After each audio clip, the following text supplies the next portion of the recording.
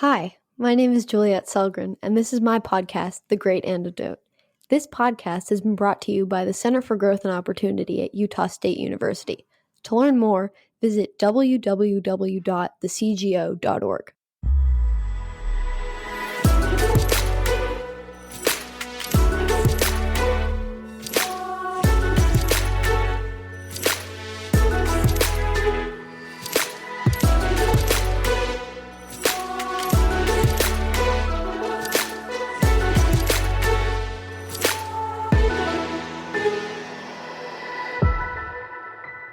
Welcome back. Today, the conversation will focus on drones, and by drones, I don't mean the ones that deliver pizza or medicine. If you want to listen to that, learn more about that, listen to my conversation with Brent Skurup. It's called Brent Skurup on Drones. The drones we're talking about today are unfortunately the ones that kill people, civilians, Americans. They're called unmanned aerial vehicles. Fortunately for me, though, I have the pleasure of speaking with Abby Hall on this topic. She is an associate professor in economics at Bellarmine University in Louisville, Kentucky. She's written several books with George Mason University professor Chris Coyne, who I'm scheduled to interview soon, so look forward to that. Their latest book is called Manufacturing Militarism, U.S. Government Propaganda in the War on Terror. Welcome, Abby. Thanks so much for having me. So before we get into this exciting for us, yet horrible for humanity, as you put it, topic, let's jump in with the first question. What is the most important thing that people my age or in my generation should know that we don't? So in thinking about this question, I will probably take it in a direction that maybe people wouldn't expect, as opposed to something academic. I'm going to let you know or let you in on a big secret. Your parents and the adults in your sphere honestly have zero idea what they're doing. People are just doing the best that they can, trying to figure everything out. And so with that being said, when I talk to students who are in high school or my early college students and they're panicking on me thinking, I don't know what it is that I'm doing with my life and this is really worrying me, just some encouragement that, hey, most of the adults that you know, and when I say adults, I mean people who are like 30 and older, also don't know what they're doing. And so just relax and kind of enjoy the ride, I think is what I would say to that question. I think that's a great answer. A lot of people take this time to remind us how lucky we are compared to any time in the past. And that's very important. But I think it's also important to remember that no one is alone because none of us have any idea because everyone is doing this for the first time, no matter what point in their lives they're at. Yeah. And I can appreciate people telling, like, because I think about the stuff that my students have now that I didn't have when I was going through college, 10, 15 years ago. But at the same time, recognizing that you all have your own unique challenges that I didn't have at that point. So would just say again to know that no one knows exactly what they're doing and everybody's just going to do the best that they can. And so when people are telling you, oh, you should do things this way or that way, I would put a big maybe or like a huge asterisk on the side of that. Okay, break it down for us. What are UAVs and what are they meant to do? So an unmanned aerial vehicle, the way that I've talked about it in my research is a device that can be used and operated remotely without a human pilot. That's a broad definition. Depending on what it is that you read, you might find things that are slightly different. The research that I have done focuses on something that is controlled by a human operator or a pilot, but from a remote location. This is distinct from something like AI or this idea of having unmanned aerial vehicles that operate independently. So that's what it is that we're talking about. In terms of what they're used for, it really depends. So if you go back historically, the first UAVs were typically used for things like target practice. In a contemporary sense, UAVs are often used for surveillance, but then also too, we see UAVs having been weaponized. So things that are used for offensive strikes. Recent high-profile cases of that, for instance, you've seen if people have been watching the news, things about a UAV strike in Afghanistan that inadvertently hit civilians. So they're used for a couple of different purposes, but now primarily offensively and for surveillance. There is a lot of secrecy around the use of armed drone technology. What is it being used for right this minute? That's a really good question. So again, I would say surveillance and offensive strikes, just very broadly speaking. But in terms of when UAVs are used and where and in what context, there's a lot of that we simply put just don't know. At the top of the podcast, you'd mentioned the most recent book that I published with Chris Coyne. And while we talk about propaganda in that book, one of the points that we make is that when we're looking at the defense and security sector, you have what are called asymmetric information problems. So essentially what that means is that if you think about two people, so think about you if you're a student and your professor, and you get a D on an exam. Students have more information about their capabilities and their study habits than I do. So that's asymmetric information. The student knows more about their effort and their capabilities than I do as the professor. We see similar types of asymmetric information problems in government. So government has more information about what's going on in the defense and security sector than citizens do. Now, the critical thing there is that in a democratic society or in those democratic spaces, it's oftentimes assumed that voters have the information necessary in order to be able to figure out what it is that government's doing and to reward or punish activities. But in the case of something like UAVs, that information is asymmetric. So government has that information about what exactly they're being used for, whereas we, the voters, don't. But the other thing that they have too is they have secrecy to work with. So another way of saying that is they have a monopoly on information. So they can make the determination about what information is disclosed about UAVs and when. So we have some information. Some of that comes from government. A lot of that comes from journalists and from individuals who are trying to shine a light where that secrecy is really pronounced. But ultimately, we don't really know exactly what these are being used for and in what contexts. How does the secrecy impact the relationship between citizens and their government? What are the implications for specifically our democracy? Because if you're somewhere like, if you were in the USSR, obviously there's secrecy, but it doesn't influence you that much because, well, it does, but not in the way that it would if you were living in a democracy. What are the implications for our society? Well, the way that my co-author and I talk about it, and again, this is within kind of a different context of talking specifically about propaganda, but all of this within the defense and security sector, but talking specifically about democracies. So in the short term, this secrecy or the inability of citizens to get information so that they can reward or punish politicians.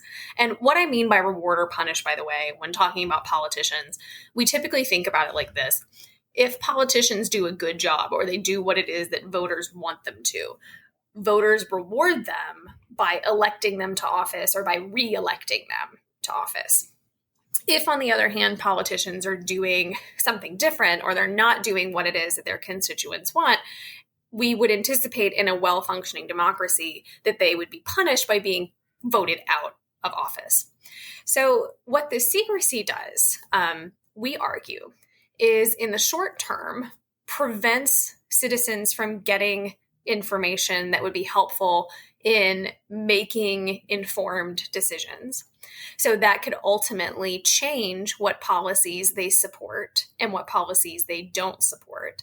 But in the long run, or in the grander scheme of things, it effectively undermines those checks and balances on a democratic society. Because even if, and I think this is important too, even if you as a citizen wanted to be really informed about what it is that the Department of Defense is doing abroad with unmanned aerial vehicles, there is currently no way for you to get comprehensive information about what is being done, and no way for you then to use that information because it's simply not made available to you.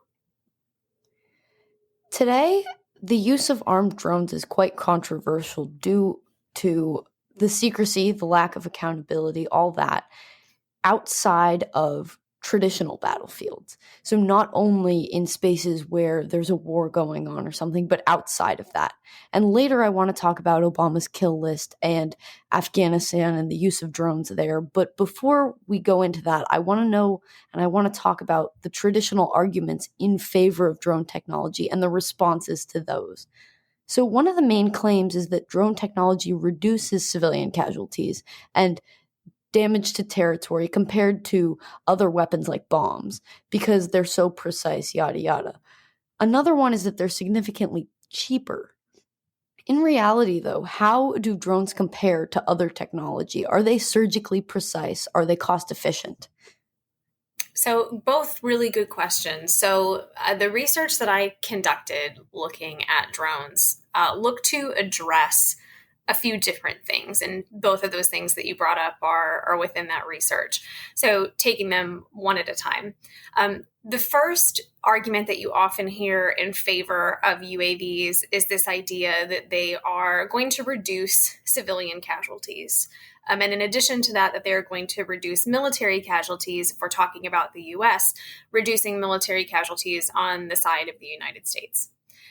This assumes, as you mentioned, this idea of surgical precision, and people use that terminology. So you'll see officials talking about UAVs as being a scalpel that can remove, these cancerous tumors of terrorist cells or terrorist organizations or whoever it happens to be. But one thing that we could talk about in more detail, but I'll try to keep it brief, is that even if that's the case, and we have pretty good evidence that that might not be the case, strikes that are carried out based on intelligence are only as good as that intelligence. And we have really good evidence that oftentimes the intelligence that officials are working on is not particularly great. There is still a lot of quote unquote collateral damage, and frankly, some really big definition problems. So what do I mean by definition problems? When we look at official counts of the death toll from UAV strikes, you will see things like, so many militants killed. But there's a big problem with how it is that government is often defining the term militant. If you define a militant as any military-aged male, so think mid-teens through mid-60s. If you define an enemy combatant or a militant as any military-aged male in a strike zone, then of course you're going to define away a lot of collateral damage. So there's that. In terms of cost efficacy, that is a big question. And again, proponents of UAVs would argue that UAVs are substantially cheaper than their counterparts. And potentially on paper, this could be true. But in looking at my own or in conducting my own research, what I found is that at best, they are about cost equivalent, or in some cases, the costs are substantially higher. So one particular case that we might talk about later is the case of the UAV the Global Hawk UAV. It's if you look up or if you Google image search Global Hawk, it's a pretty recognizable UAV at this point. But if you look at that piece of technology, believe the initial cost was supposed to be something like $20 million a unit, but instead it wound up costing $220 million a unit and triggered twice what's called a Nunn-McCurdy breach, which essentially is when you have such substantial cost overruns, you have to go and explain yourself to Congress. So the manufacturer of this UAV, Northrop Grumman, had to go do that not once but twice.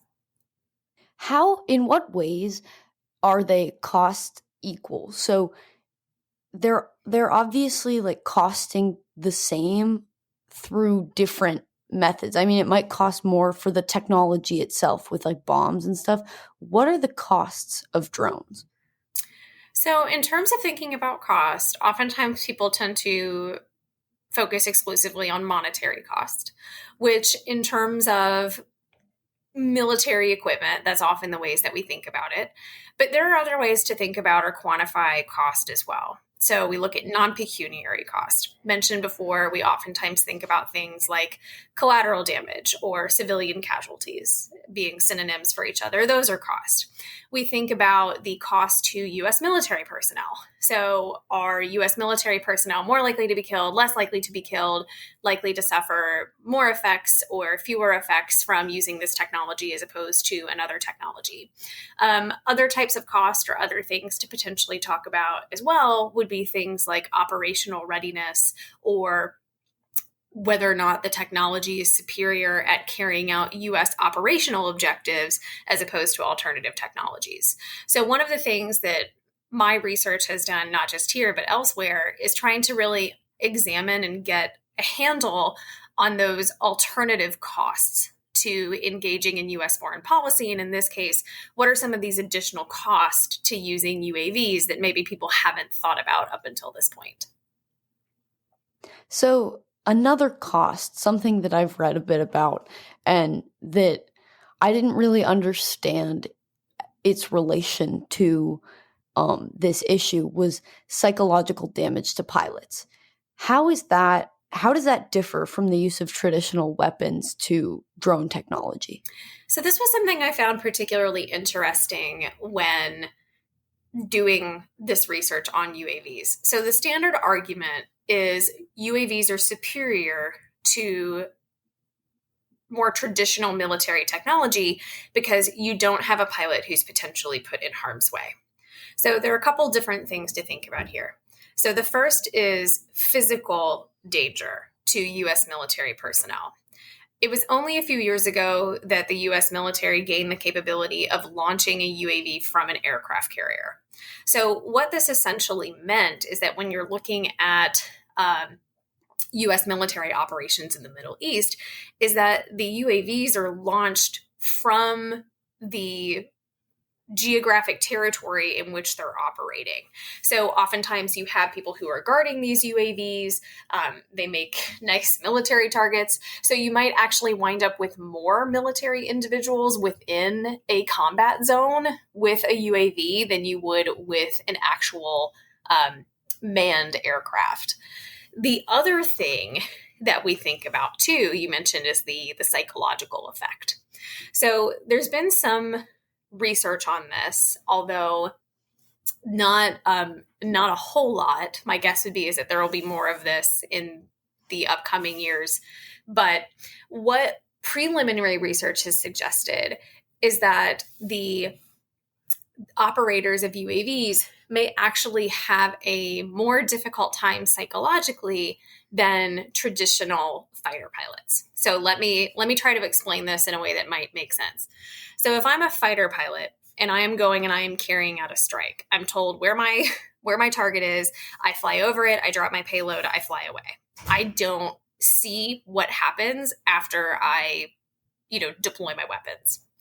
However, if I am a UAV operator, I'm typically conducting surveillance on my target or my targets for a while before deploying the weapons on my UAV. So I'm watching my target. I see them interacting with other people and with their families. UAVs are oftentimes too equipped with thermal sensors. And so in some cases, when conducting interviews with UAV pilots, you'll see people talking about things like seeing their target prior to deploying the weapons on the UAV and them registering warm colors because they're alive and people's body temperatures register. And then moving from being warm colors to being cool colors. So like you are watching somebody they're watching somebody's body like slowly get cold. But then also too, after a strike is conducted, you're continuing to engage in surveillance because you want to see who shows up to see what's happened. And oftentimes, maybe that is an alternative target. You might get some intel, but a lot of times what you're seeing are people's families who are then coming and mourning the person who's just been killed in a drone strike. So whereas the fighter pilot doesn't have to see all of that, they don't have that observing the target beforehand and then observing the aftermath, a UAV pilot does. And so I don't think it's too difficult of a stretch to imagine the psychological impact that could potentially have. And so in terms of the overall effect on U.S. military personnel, it's remarkably unclear that UAVs are actually better at reducing damage in terms of either straight casualties or this psychological type of damage. I can't imagine having to watch something like that and also being the cause of it. I mean, you were ordered to do it. So in a way, it's not your choice, but you still were the one who caused that most directly. It seems awful. What is the history of the use of drones? When did we start using drones and how much are we spending? So this is a really interesting part of the research on UAVs, because when I was doing this, and one thing that I think might be interesting too, is that when people in your age cohort are, and I'll out myself, I'm like firmly in the middle of the millennial age cohort. But when people are conducting research, they are learning stuff all the time. And so one of the things that I did not expect when first researching UAVs was finding out how exactly or how old this technology actually is. So we see the patent for our first UAV in, I think, 1914. So the way that military contracting used to work is essentially like if you had a cool idea and you thought, hey, this could be really good to use for the military, you would send it to the military. And so I think Elmer Sperry is the name of the individual who came up with the first UAV. So the first UAVs are used, I think, by the Navy for target practice in, say, World War I era. After that, you move into like World War II, same thing. You have UAVs primarily used for target practice. But then after World War II, you start moving into the Cold War period, and you also have this really important era of technological development. So you see aircraft capabilities getting more refined. You see the introduction of microprocessing systems and things like that. And so then what you have is an expanded capability for UAVs. So you start to see them being used for surveillance purposes during the Cold War period. And you can think about why this might be more appealing to use than manned aircraft. So if you're thinking about the Cold War, you're thinking about two global superpowers in the United States and the Soviet Union. It's a lot more palatable and a lot easier for both sides of that equation to keep quiet if a UAV is shot down over the opposing territory than if an actual pilot is shot down over that territory.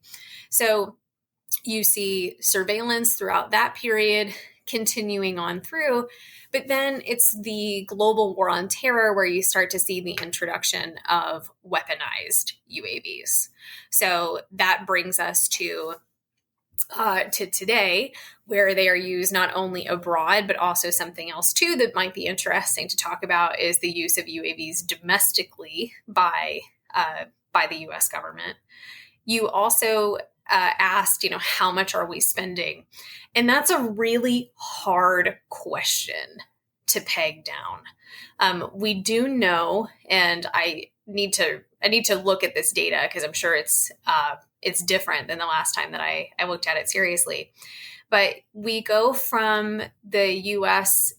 supporting something like 5 different UAV platforms and a trivial percentage of U.S. military aircraft being UAVs to now supporting well over a dozen different UAV systems and UAVs constituting well over half of all U.S. military aircraft. So you've seen this big transition to using UAVs.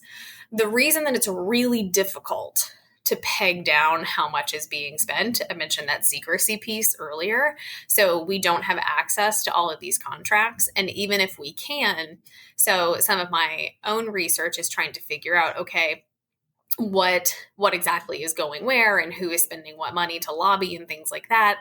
There are components of UAVs that are what are called dual use technologies. So they can be used in multiple places.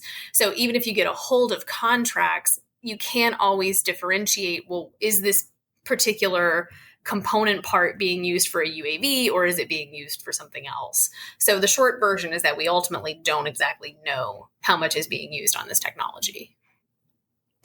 It's kind of scary to think that we have no idea how much we spend. One of the things that in conducting research in the defense and security space that I would say, if people decide to undertake it as a research agenda, they just have to get used to discomfort a lot, because there's just so much information that you want to get and you simply might not be able to get it. There are lots of things that I would love to get my hands on, but I know that I'll never actually be able to access, assuming that information exists. And if it does exist, it may not exist in a central location. So let's talk about Obama's quote-unquote secret kill list. In 2012, the New York Times revealed this list that Obama was personally overseeing it, and that it contained the names and the photos of individuals who were targeted for assassination by the U.S. in the drone war from drones. According to the Times, Obama signed off on every targeted killing in Yemen and Somalia, and even the more complex or risky strikes that were happening in Pakistan. Individuals on this list included U.S. citizens, teenage girls as young as 17 years old, and nothing was required to approve it other than the green light from the president. And to me, it's shocking that us, as the United States, a country where we pat ourselves on the back constantly for our Constitution, our due process, all that, that our president has the power to order to kill people in total secrecy without due process, any transparency or oversight. And to me, it's even more shocking almost that Americans weren't super shocked. They weren't outraged the way they have been by other instances by that revelation.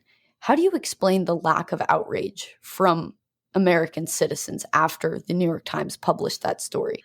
Is it because they believe in what the government tells them about the numbers? So, it's a really complicated question. And one of the things that I struggle with to try to square is how it is that people in hearing these things don't seem to get as angry about them as I do. And as someone who studies public choice economics or the economics of politics, I understand in large part because ultimately for, I think, most individuals, the ultimate cost of those types of strikes are not things that they feel intimately. And so there's not really much of it sounds terrible, but there's not really much of an incentive to internalize that, to get really angry. I think that the other thing too, so I know I keep coming back to it, but I think the secrecy component is something that is also important. But I think the other piece too is that UAVs has really effectively, in some ways, reduced the cost of surveillance and reduced the cost of engaging in these types of military strikes. So what exactly do I mean by that? Because when economists talk about cost, we're not necessarily referring to just monetary cost. So basically, by design, UAV technology, it's difficult, if not impossible, for the average citizen, whether we're talking about people abroad or people domestically, to detect. Citizens have been largely uninformed about what it is that is happening. And so it's, again, difficult for them to figure out, make heads or tails of what exactly is being told to them. I think within the context of UAV strikes and why it is that people are not upset, and I'm thinking out loud here, so I'm kind of revising what I said just a second ago, or adding on to it maybe, is that you have to think about the context in which these types of UAV strikes are occurring. So I'm old enough that I can remember a time where the United States was not engaged in a global war on terror. People in your generational cohort can't. And so for a long time, we've all been, over 20 years now at this point, we've all been steeped in this tea of there is this huge threat of terrorism, and the government is the solution to protecting citizens domestically and abroad from terrorism. And so I think a lot of people are really primed to believe that if the government is conducting drone strikes, then they're being conducted for the sake of protecting people from terrorism. And so my guess would be is that that's probably a big part of it. Yeah, it's something that no one my age talks about. And I think in a way it's because no one is aware, but also we are, I don't know, my friends, we were all born after 9/11. We were born into a United States that has already had like ramped up security and all that. And so it seems normal. And it seems like that is just exactly what should be done. And since we don't know, we just have to rely on the government, even if they're not being fully transparent. Yeah, and to be fair too, so because like you said, for you all, you've grown up in this, right? So you mentioned like you and your cohort were all born after 9/11. I was I was in the seventh grade. I had to think about that for a minute. I was in the seventh grade on 9/11, and so I remember before that. But I also remember something that you guys won't remember, which is how absolutely petrified everyone was after the 9/11 attacks, and just the intensive kind of drawing in toward the center. So like American flags just being everywhere, and people getting really angry at the Dixie Chicks for dissing President Bush at a show in Texas, and like my friends' parents not letting them listen to Dixie Chick CDs, and the people being really mad at the French government because they weren't being particularly supportive of U.S. counterterrorism efforts. And so people calling things freedom fries as opposed to French fries. It was a really intense time, right? So you think about that kind of thing lurking in the background and all of the other counterterrorism policy. And then you think about something like UAVs. And I think you get a lot of understanding there. But it's a really interesting question, and one that I have to roll around in my brain and think about a lot. But I don't think it's not just you guys who feel this way. I think it's a lot of people who are older than you all too. I don't know if you've watched the show Homeland, which very far from protecting civil liberties because it glorifies surveillance of Americans on American soil with or without a warrant. But in the show, the question is raised as to whether drone strikes that kill civilians stop or incite more terrorism. It reminded me of this New York Times op-ed penned by Ibrahim Mathana, a 24-year-old Yemeni writer and activist who in 2012 was urging Americans to realize how self-destructive and counterproductive the Obama drone campaign was. He wrote, quote, "Indeed, the drone program is leading to the Talibanization of vast tribal areas and the radicalization of people who would otherwise be America's allies in the fight against terrorism in Yemen," end quote. What do you think? So there's some interesting work that is looking to address, excuse me, that particular question about what it is that UAVs are doing with respect to terrorism. So on the one hand, you could think about UAVs as being a productive policy in reducing terrorism, if they are in fact able to eliminate counterterrorism, or they're able to eliminate terrorism targets.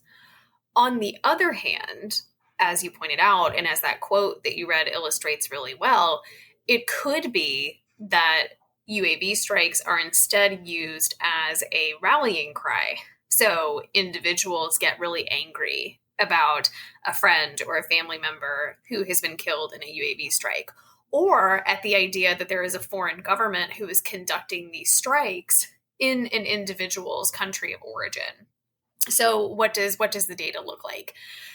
As you guys might imagine, it is not particularly easy to go and gather data in a place like rural Pakistan or a place like Yemen, places where we know that these strikes are being conducted.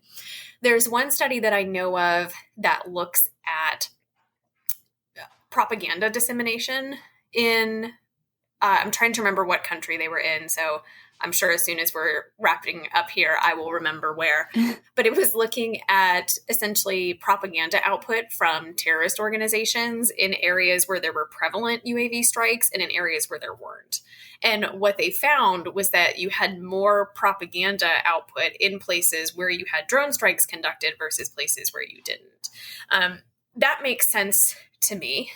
The other thing I think about too, this is several years ago now, but there was an individual, a young man, who was providing UN testimony about UAV strikes, who essentially sat in front of the UN and said, I prefer cloudy days at home because I know that when it's cloudy, the UAVs can't see as well and there aren't going to be drone strikes. But when it's sunny and the skies are clear, then there's more likely to be UAV strikes. And so the fact that you have a policy or a tool that is making people dislike the idea of a nice sunny day, I think indicates the effect that the technology and particularly the strikes have on individuals on the receiving end of that. And so if we also look at individuals who have been arrested for other terrorist acts or attempted terrorist acts, and you ask them the motivation for that, there have been more than one who have mentioned specifically UAV policy in the Middle East as being the impetus behind those other types of attacks. And so absent any kind of comprehensive data, which I'm not optimistic that we would get, it seems to me to be a relatively, I don't have any trouble buying the argument that UAV policy is likely counterproductive in that way. And I can't imagine, even if you are just living your life, at any moment, someone that you're proximate to physically, like anyone, let's say like in your classroom, at the store, it could be a random person, could be the target of one of these, and you could be a casualty in the end, or someone you love. And it just seems so terrifying and not like a proper way to live at all. So my co-author Chris Coyne and I have a paper looking specifically at UAVs and talking about them as being a form of mechanized terror and the paradox that essentially arises from using this technology in the name of counterterrorism policy, but effectively at the same time inducing terror among the populations who are on the opposite end of this technology. And so I'm absolutely inclined to agree with you that would have to be a remarkably difficult position to be in, because as you mentioned, these strikes, it's not like you're in a traditional war type of setting where you have very clear, military aircraft flying over. The technology, for what it's worth, is really impressive. So you have a UAV who can fly and very quiet at like 40,000 feet and take a clear picture 12 inches off the ground. That's incredible. But to be in that position where you don't know who around you may be under surveillance, and if you might wind up being collateral damage, that would be a remarkably difficult and straining position to be in. Back in 2013, 75% of Americans were in favor of drone strikes. But I'm wondering if public opinion is changing, especially as Americans were shocked when they read and watched the video report in the New York Times this summer of the killing by drone on August 29th in Afghanistan of an aid worker and 9 members of his family after he was mistaken as an ISIS planner and a terrorist. What do you think? Is video technology making this more transparent? The answer is maybe.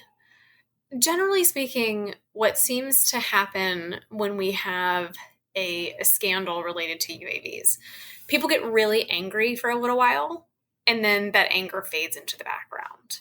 So when people are talking about UAVs and support for UAVs, that support typically comes along several different lines. And a lot of these are things that we already talked about. So the idea that drones are really precise and the only people who are being targeted and executed by UAV strikes are individuals who are, in fact, aiding and abetting or actively engaged in terrorist activity. The idea that UAVs are more cost effective than their other military counterparts. The idea that they are beneficial from the perspective of military preparedness, or the idea that they reduce or otherwise mitigate harm to U.S. military personnel. And so I think that it's possible that having access to video or these high profile cases in which it's very clear that the individuals killed were not the intended targets are maybe helpful in bringing some awareness to the perils of this technology. But I don't really think that at the end of the day that these are ultimately going to be the thing that's really going to get the civilian population to push back against it. And this stuff is all mostly foreign.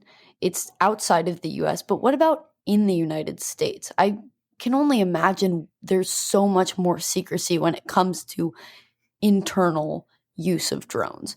So there are a couple different areas that people have looked at in terms of UAV usage domestically.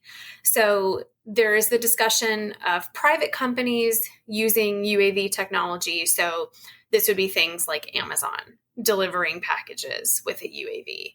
Or there was a story that was, it was satire, but several years ago when I was finishing this research, people were like, oh, well, what about the taco drone?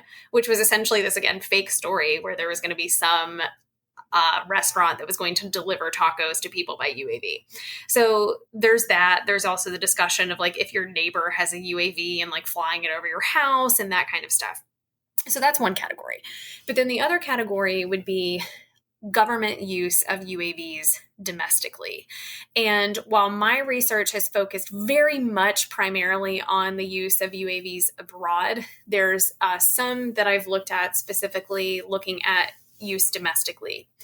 It might really surprise people to find out that at the same time that UAVs are first being deployed in the War on Terror, so 2002, for instance, there are similar technologies being deployed domestically, primarily along the border of the United States.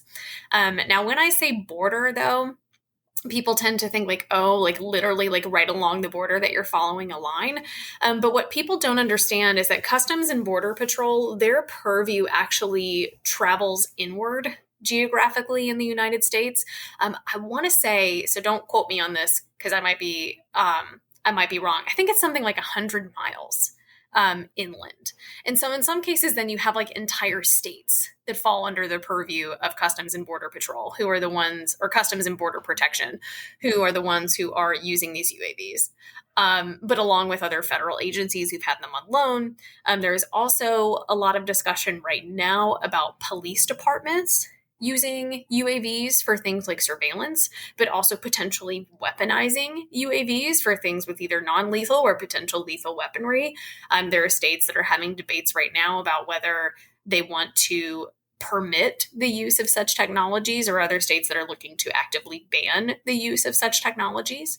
And so in a lot of cases, then we again kind of run into this arena where we don't have all of the information about what's happening on a federal level, but then also don't necessarily know what's going on at a state level either. So think about all of the things and all of the discussions that people are having related to policing in the United States right now, and then add UAVs on top of it, and we get just into a really, really big mess really quickly. According to the ACLU, there's an article where it says that federal regulations allow Customs and Border Protection to operate within 100 miles of the border. So you're right. That is a very, very large amount of territory. And I had no idea, and I really don't think that I like that idea. I don't like it outside the US. I don't like it inside the US.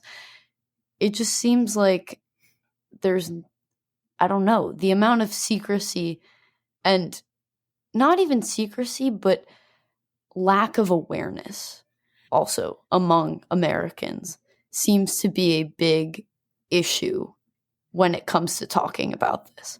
Yeah, and the fact that like people are unaware or maybe don't actively seek out information, there's a really nice body of literature in Public Choice talking about why it is that citizens, particularly voters, tend to not be informed about any number of issues. So if people are really interested in understanding that dynamic, the book that I would recommend is Brian Kaplan, and the book is titled Myth of the Rational Voter. And he's an economist, but the book is really well written. It's something that people can understand. So it's not heavy in terms of academic jargon, and there's not like all kinds of equations and stuff in it. But I think that provides some really profound insights as to why exactly people aren't likely to get informed. But then you also put on top of that what I was talking about earlier with respect to this asymmetric information and then these overlapping layers of secrecy that we have going on related to this technology. And I'm not particularly optimistic that we move in any meaningful positive direction as a result of all of those things taken together. Well, I hope at some point that we do, but honestly, I don't feel that optimistic either, which is sad because I like to be optimistic about our future. What is one thing you believed at one time in your life that you later changed your position on, and why? So, this is a really good question. And one of the things that I like to tell my students is that it's totally okay to change your mind. And it doesn't mean that you are a failure. It means that you have adapted to new information. And then I also ask them to think, what is the likelihood that everything you believe right now is 100% correct? And when you think about it like that, I think it becomes pretty clear that the likelihood that you're right about everything is really low. So I've changed my mind actually about a lot of things. So mentioned to you that I was in the 7th grade when the 9/11 attacks occurred. And I actually remember sitting on the couch with my dad watching President Bush tell Saddam Hussein and his 2 sons they had, I think, 72 hours or something like that to get out of Iraq, or the US was going to invade. And I remember at the time feeling like that was the right thing to do, and that the United States had a responsibility to engage in that type of foreign policy. And I held on to that really from the time that I was in high school, really through part of the time that I was in college. And it was only after a certain period of time and then starting to study and research what was happening and the consequences of that intervention that I really started to change my mind. And based on the conversation that you and I have had today, I think it's probably pretty clear to you and to the people who are listening that my position is completely flipped on that.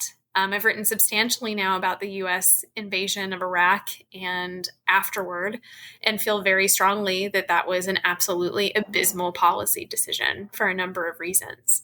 And so in terms of the role of the United States in foreign policy and the role of the United States as a global power, I'd say my position has not just changed, but changed completely. Well, that's all we have time for today. I'd like to thank my guest once again for their time and insight. I would also like to thank everyone who listens, subscribes, and shares the Great Antidote podcast. If you would like to be on the podcast, have a guest in mind, or have a topic in mind, please feel free to reach out to me at thegreatantidote@thecgo.org. Catch you next time. Bye!